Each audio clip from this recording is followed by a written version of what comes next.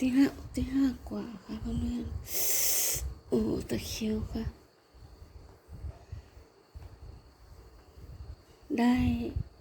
น้ำมันที่ทำเมื่อวานช่วยดีมากเลยค่ะ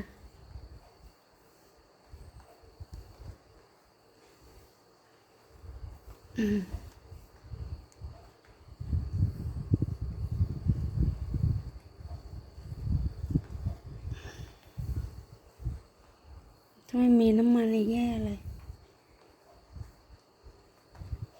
เป็นบ่อยเดี๋ยวก็เป็นก็เลยเอายาทา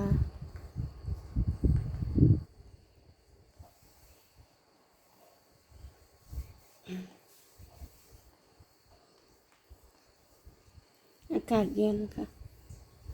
ฝนตก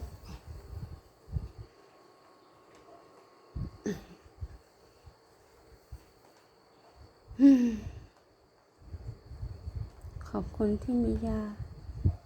มีน้ำมัน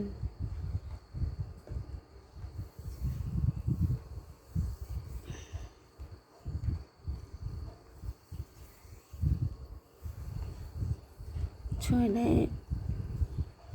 ดีจริงๆค่ะ